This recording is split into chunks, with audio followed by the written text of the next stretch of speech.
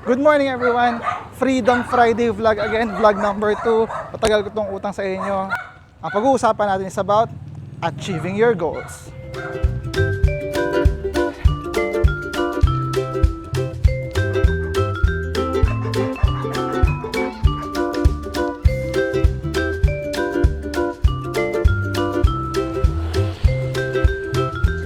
Okay mga sir, so regarding achieving your goals, achieving your dreams, syempre, I'm not an expert at this. This vlog is entirely about my opinion. I will be giving you these 3 steps para ma-achieve nyo yung goals nyo or dreams nyo. It may apply to you, sa barkada mo, depende kung paano mo siya i-apply. So first step para ma-achieve mo yung dreams mo, syempre kailangan meron ka munang goal. Okay? First step is to set your goals. Set what you want to target. Set what you want to achieve. Hindi pwedeng iniisip mo lang siya. Kailangan isulat mo siya sa papel, gawin mo siyang wallpaper ng cellphone mo, gawin mo siyang wallpaper ng computer mo, ng laptop mo. Kung meron kang diary, planner, much better isulat mo siya doon. In terms of goal setting, meron tayong tinatawag na SMART, no? S-M-A-R-T.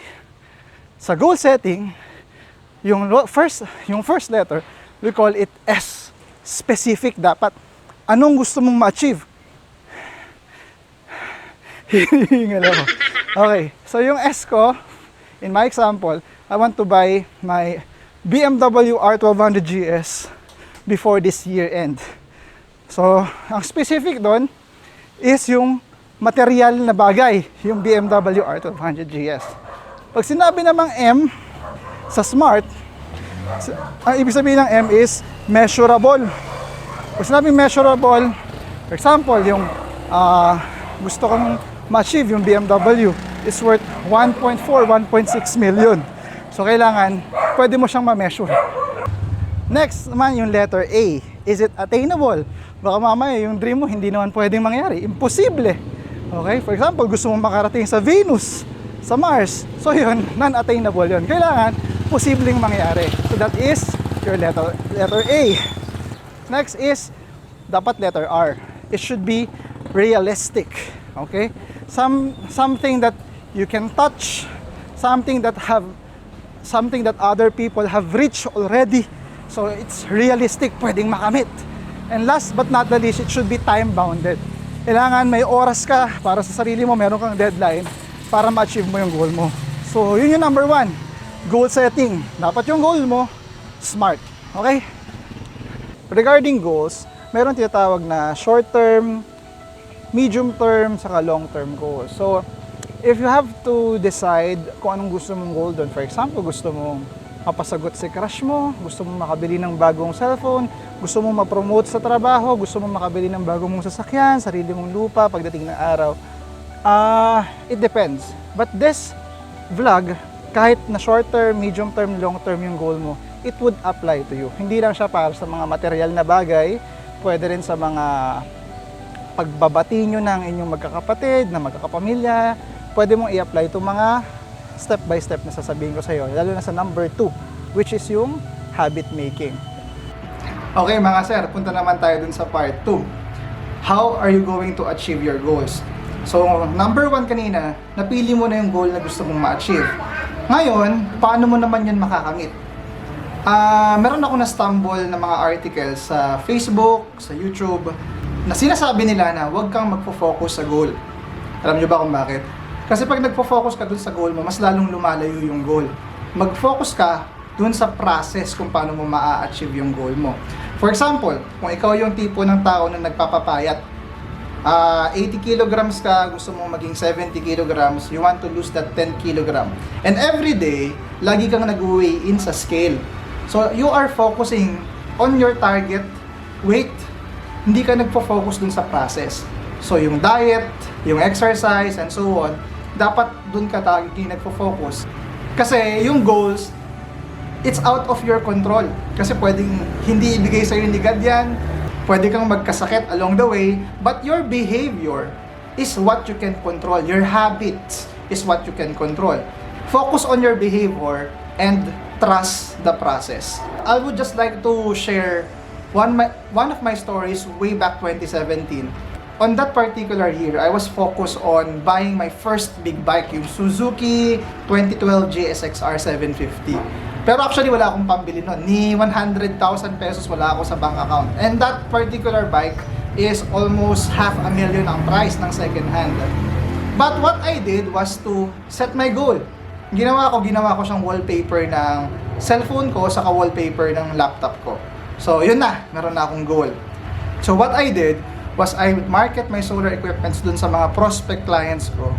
So hindi ko napapansin na I was making a very good habit of constantly texting my clients, constantly reminding them that I have these products. Tapos yung mga previous clients ko na na-installan ko na, I keep on visiting them to ask for referrals. Tapos pagdating ng November or December, meron akong client na hindi nagpakabit sa akin ng solar, na inaya ako dun sa bahay nila. Tapos, nag-beer kami, tapos may nakita akong bike doon na meron taklob. Okay, nakataklob siya, nakatakip. Tapos sabi ko dun sa client ko, "Sir, ano tong bike na nakataklob dito?" "Sige, buksan mo, tingnan mo yung bike." Nung tinanggal ko yung taklob, it was that specific model, 2012 Suzuki GSX-R 750. Parehong model dun sa naka-wallpaper sa laptop ko, parehong model dun sa naka-wallpaper sa cellphone ko. Then I asked that client, sabi ko, "Sir, binibenta mo ba yung big bike mo?" Sabi niya, "Hindi pa eh, pero pag ibibenta ko na yan, sasabihan kita." So, lumipas yung mga ilang araw, ilang linggo, ilang buwan. Come December, mga katapusan ng December 2017, he texted me. Sabi niya sa akin, "Mel, kunin mo na yung bike." Imagine guys, kunin ko na yung bike, eh wala naman akong pambili. Sabi ko, Sir, magkano mo ba binibenta yung bike?" Sabi niya, I think it was 500,000 pesos, if I remember it correctly. Guys, ni 20 pesos wala ako nung araw na yun, kasi I delivered my solar to Samar. Then I went back, tapos saka lang siya nag-text. So wala ako, pang gasolina lang talaga nung pick up ko meron ako nun. Pero sabi niya sa akin, "Sige Mel, kunin mo na yung bike, bayaran mo na lang kung kailan mo ako kayang bayaran." So paano yun? Sobrang excitement ko guys, saka ayoko nang palampasin yung opportunity. I went to Laguna, kinuha ko yung bike, then umuwi ako. Ngayon yung bike, nakaparado na sa bahay. Anyway, shout out pala kay Kuya Francis Montero. Hinayaan niya ako na mag-shoot dito sa garahe niya. Ito yung gusto kong bike actually, yung R1200 GS, saka ito yung R1, Yamaha R1. Ayun, so yung bike nandun na sa bahay, nakaparada, sitting pretty, makinis, di ba? All I have to do is to pay for it. So, because of the habit, yung habit na na-learn ko, dahil gusto ko nga yung bike, within 2 months, I was able to pay that amount, 500,000 pesos. Hindi ko alam kung paano ko nagawa yun. But what I'm telling you, that you yourself, ikaw yung may control sa behavior mo.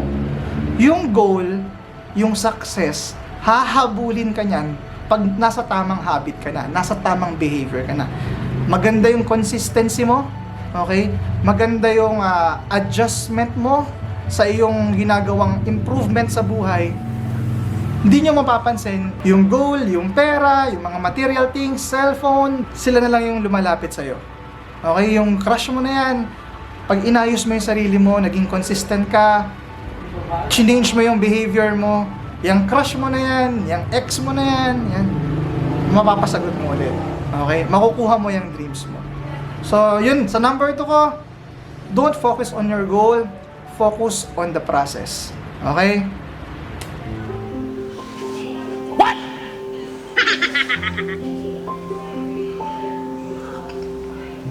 Okay. So, doon na tayo sa pangatlo. Last tip para makuha nyo yung mga goals and dreams nyo. Ito sa akin, isa sa mga essential na bagay para ma-motivate, ma-inspire, saka ma-uplift yung spirit nyo sa pag-achieve ng goals nyo. Number 3 is you need to surround yourself with like-minded people. Like-minded, positive people. When you are around these kinds of friends, these kinds of relatives, these people will help you to be challenged and grow. Pagkasama mo kasi itong mga barkadang to, mga kaibigan to, mga kapamilyang to, na-challenge ka in a positive way na gusto mo ring ma-achieve yung mga na-achieve nila. For example, katulad doon kay Kuya Rex, kaya ako doon nag-shoot ng vlog kanina, nung part 2 natin, is gusto kong mapakita sa inyo kung yung bike na nasa likod ko maganda ba. Maganda, di ba? Do take note na magkaiba yung inggit sa inspirasyon. What you want in yourself is to be inspired, to be motivated to achieve your target. Kailangan may mga friends ka na nakakausap, natatanong, pare, paano mo nakuha yung ganong dream? Paano mo nabili yung ganito? Paano mo nagagawa yung ganyan? So yun yung mga bagay na matatanong mo kung meron kang mga kaibigan, meron kang relatives, merong mga taong sumusuporta dun sa goal mo. Also, make sure to spend time with them. Lagi ko itong sinasabi dun sa mga nag-PPM sa akin, Sir Mel, paano mo nagagawa yung ganyan? Paano ka nakakabili? Paano mo na manage yung finances mo? Always spend time with people at gawin mo silang mentor. Kung nalilibre mo nga yung barkada mo ng Alfonso, Emperador, Bardito, Barjan, maghanap ka pare ng idol mo. Maghanap ka ng magaling na mentor. Tapos yun ang ilibre mo. Okay, kain kayo sa labas, libre mo sa Starbucks, libre mo dito. Okay, pakainin mo dito. Tapos, saka ka magtanong. Hindi ka mangungutang ha, hindi yung mga naririnig ko dyan na open-minded ka ba. Hindi ganon, mga sir. Okay? Yung tao na yon, you want to share the vibration, yung positive vibration ng tao just by talking alone. Hindi guys, wag niyong gagawin na mag-i-invite kayo tapos inuman. Walang mangyayari doon. Pasok dito, labas dito. Pero kung inom na isang bottle, dalawang bottle, maganda yon. Pero kung inuman na magwawalwal kayo, aabot kayo sa lasingan, wala kang ma-absorb. Hindi maganda yon. Inom lang, shot, tapos long conversation.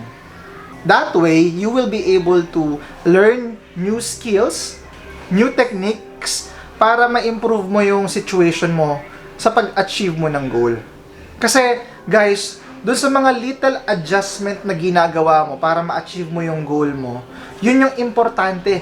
Kasi, pag na-reach mo na yung goal mo, pag meron ka ulit panibagong goal, meron ka ng process, madali mo na yung ma-achieve.